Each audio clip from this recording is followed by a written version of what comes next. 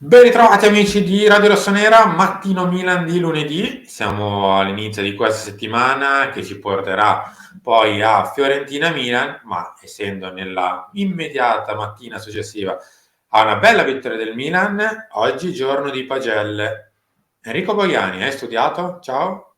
Ciao, buongiorno. Sì, io studiavo sempre studiato tanto. Buongiorno a tutti.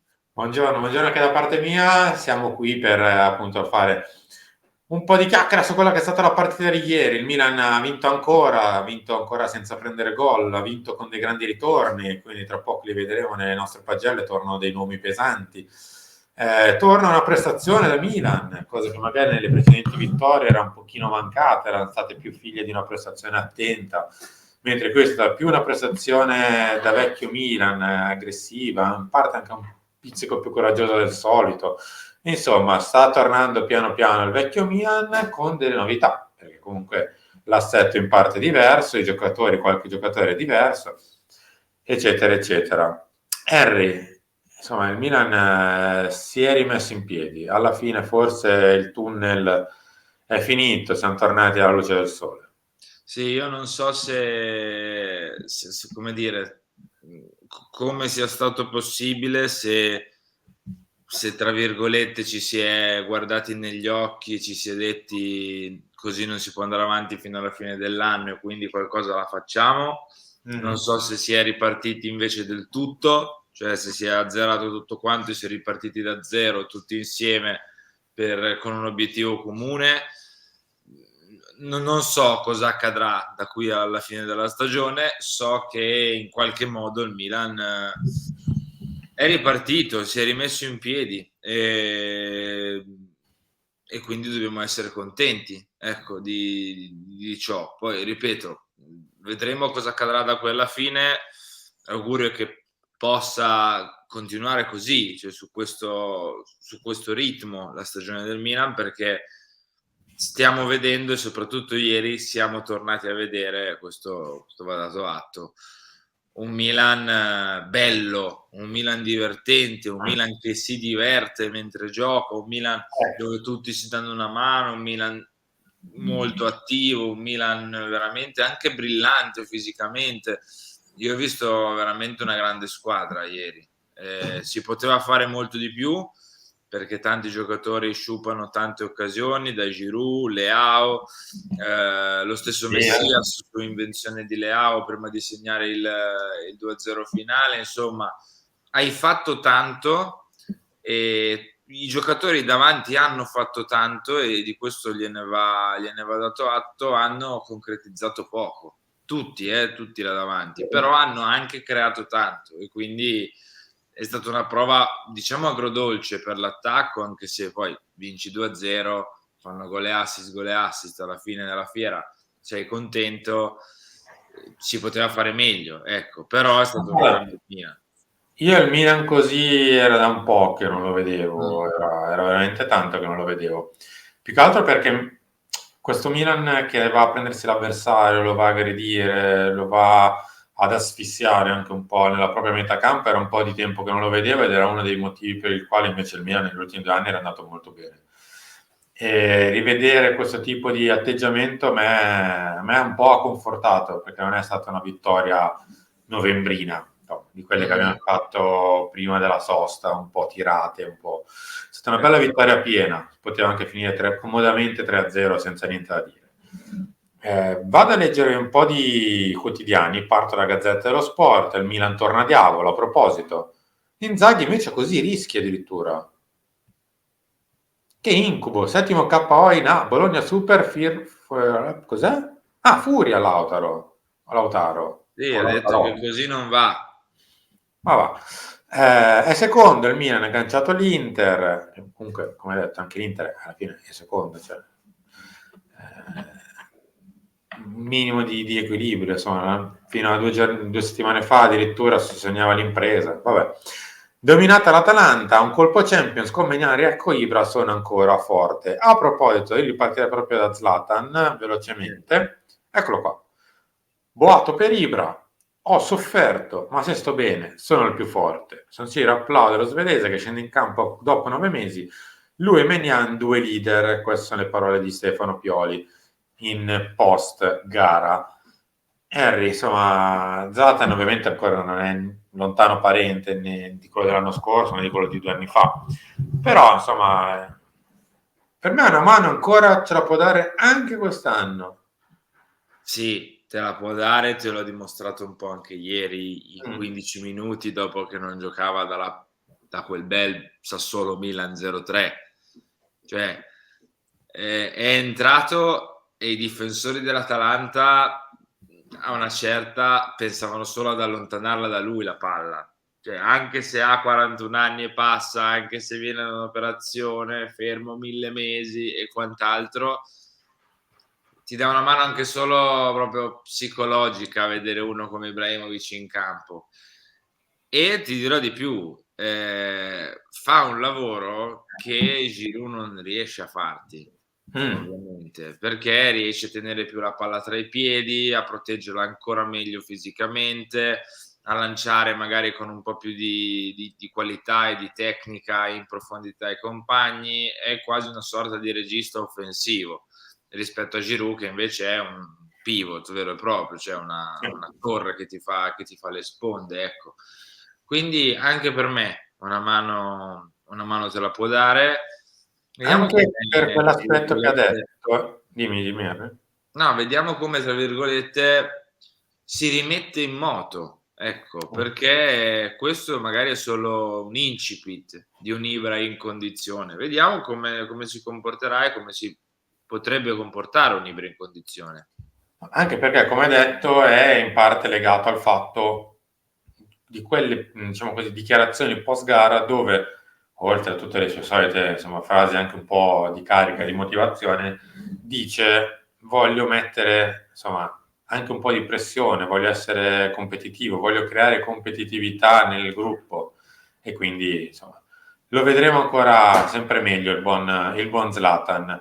Tornerei invece, Henry, a parlare di fascia sinistra, che con l'Atalanta, insomma, va sempre bene, è sempre forse la parte migliore della squadra, lo era stato in quell'Atalanta-Milan dove per la prima volta avevamo visto Teo accentrarsi, era stato l'anno scorso con il gol di Rafa e il costo di Teo, in parte era stato anche all'andata e qua al ritorno ancora una volta Teo spacca il palo e si prende il gol, quel gol è mio. E Rafa invece imbuca benissimo per Messias in una prova ancora non al top, ancora un po' in chiaroscuro no, però non è ancora il Rafa di No, settembre-ottobre. è sul 6,5, diciamo. Ha fatto un mese come tutti, da 4, 4,5, è salito a 6,5, gli manca arrivare alla prova da 7 in cui indirizza la gara nei primi 20 minuti, ecco, come fece col Sassuolo, come fece appunto con la Fiorentina, con l'Atalanta e quant'altro. Però io comunque penso che la presenza in campo di questo ragazzo faccia la differenza proprio nell'economia della squadra e della partita. Cioè, è perennemente ingabbiato da 2 o 3 giocatori.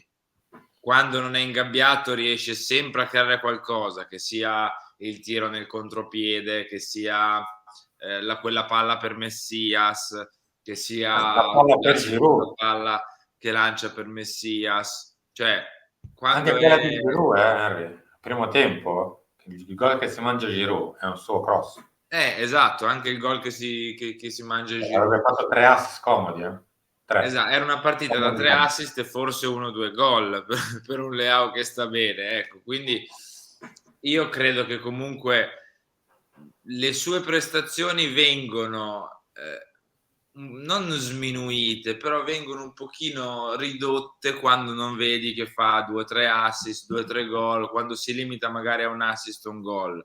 Perché? Perché giustamente da un giocatore come Leao e per quello che chiede Leao ti aspetti sempre la super mega iper prestazione, quel Sassuolo Milan da 3 assist, ecco, no? Però per me dobbiamo anche capire che un giocatore può creare 5 grosse occasioni, come succede ieri a Leao, e alla fine, per un motivo o per un altro, un po' per colpa tua, come sull'assist di Ibrahim, un po' per colpa degli altri, perché Messias e Giroud quei 2 gol se li mangiano, ma proprio, cioè, fanno anche la scarpetta, ti esce solo una partita da un assist. Per me è stata una buona partita quella di Leao. Chiudiamo, Henry, con le pagelle di tutto il resto della squadra. Eccole qua. Queste sono le pagelle del Milan, le intravedete perché insomma ovviamente non sono enormi. Addirittura il peggiore Leao. Ve le leggo io. Pioli 7,5. Il migliore è Teo 7,5 in condivisione con Malik Ciao, che lì sotto di lui prende anche lui 7,5. Il peggiore è appunto Rafa. Poi sono una lunghissima sfilza di 7 da Calulo, Tomori, Messias, Krunic, a Tonali. C'è un 6,5 per Diaz, un 6,5 per Giroud, un 6, diciamo così, politico per i subentrati, cioè Ibra e De Ketelaere, e un senza voto per Rebic. Vabbè, di Rafa abbiamo detto, io 5,5 per uno che manda in porta 3 volte il compagno solo, uomo contro uomo col portiere. Non lo darei 5,5 a uno che mette 3 volte l'uomo per dire te spingila in porta, non lo darei. Poi che non sia stata la sua partita migliore, questo è un altro conto. No, certo. Ma in insufficienza mi sembra un pizzico esagerata. Sì, senza considerare, Simo, e poi passiamo agli altri, che il Milan dovrebbe essere in superiorità numerica al minuto 25, 28, 30, non mi ricordo che minuto fosse, perché lì, anche qui, forse era Jim City o Toloi, uno dei due, non mi ricordo, la ferma con le mani, cioè non finisce con le mani sul pallone, la ferma con le mani per evitare che Leao vada tu per tu con Musso. Ma vabbè, questo è un altro discorso. Abbiamo 20 secondi a testa per giocatore, perché sennò siamo lunghissimi. Io mi prendo Krunic, che mi è piaciuto tanto, ottimo sulle seconde palle, è piaciuto veramente tanto Rade. Ti lascio Malik, mi prendo Kalulu e Tomori che sono tornati sui loro livelli. Tomori ieri era altissimo e aggressivissimo e anche molto più calmo, con Mike in porta lo vediamo, è molto più calmo. E poi che gli vuoi dire Maignan? Gliel'avranno passata 214 volte e credo che solo questo sia un sintomo di quanto sia mancato e di quanto sia importante. Un paio di errori in impostazione li ha pure commessi, ma chi se ne frega, è stato bello rivederlo, bello rigoderselo e niente, insomma, speriamo che da qui alla fine dell'anno in poi non ci siano più problemi. È stato bello rivedere Mike che sposta i compagni e li piazza sui piazzati come se fossero sagome del giovedì. È stato bello vederlo urlare nelle orecchie ai compagni per alzarli di 10 metri. È stato bello rivedere Malik che per la terza volta consecutiva prende un avversario diverso. Dopo Kulusevski, Petagna si è preso Højlund con tanto spazio da dover difendere in 1 contro 1 e l'ha fatto molto molto bene. È stato bello per dirti anche 2 giocatori che qui prendono 6,5 e condivido, insomma non è che hanno fatto una partita esaltante, però il sacrificio di Ibrahim mi è piaciuto tanto e anche il lavoro sporco di Olivier, al netto del gol che si è pappato dopo pochi minuti, ma ha fatto una signora partita molto molto molto più sveglio e attivo anche tecnicamente, ha sbagliato molto poco su sponde, controlli e appoggi, ha sbagliato veramente poco lì. Paradossalmente sì, ma ha fatto partite in cui magari segnavano 2 gol ma lo vedevi molto più imballato, in difficoltà. Ieri è stato il contrario, ha fatto delle sponde clamorose, ha giocato veramente bene e questo succede quando puoi far riposare il tuo attaccante di 36 anni. Quando può stare una settimana senza giocare, poi succede che la settimana dopo è più fresco. È stato quasi 10 giorni in realtà, perché a Monza ha fatto mezz'oretta, non di più. Ecco, esatto. Però invece perché oltre al gol nel primo tempo si mangia anche a tu per tu con Musso su tacco di Brahim Diaz nel secondo. Sì, quindi, che poi era fuori gioco, ma lui se l'ha un po' mangiato. Quindi è stata una partita un po' strana di Olivier, ma comunque molto buona. Chiudo con un applauso a Junior Messias, che onestamente non gli davo granché considerazione come quarto di destra, eppure è molto applicato, ovviamente l'ho visto un po' più sul lungo periodo, però nelle 2 partite fatte ha fatto molto bene in fase difensiva e poi ha piazzato 2 gol, quindi che gli vuoi dire? poteva farne 3, ecco, gli possiamo dire questo. Harry, grazie. Non gliel'avrei perdonata, fosse finita in pareggio quella partita, non gliel'avrei perdonata, quell'errore proprio madornale, l'avrei massacrato, ma va bene così perché poi ci ha pensato lui stesso a zittirmi, a piazzare il gol del 2-0 sull'assist di Rafa. Noi siamo arrivati in chiusura. Lasciate mi piace, scriveteci sotto nei commenti i vostri voti di Milan-Atalanta, chi è stato il vostro migliore, peggiore, eccetera, sul ritorno di Ibra, sul ritorno di Maignan, insomma, aspettiamo la vostra. Ricordo ai soli abbonati che c'è il video di Malik Ciao, che ancora una volta è stato tra i migliori in campo, nella sezione le 10 cose che non sai di, riservate solo per gli abbonati, quindi le 10 cose, anzi sono ancora di più in realtà, all'interno del video, perché ce ne alcune che sono remixate, quindi sono molte delle cose che ancora non si sanno di Malik, le trovate direttamente nel video. Quindi abbonatevi chi non si è abbonato, o gli abbonati semplicemente fate clic e ve lo ascoltate oppure vedete. Grazie Henry.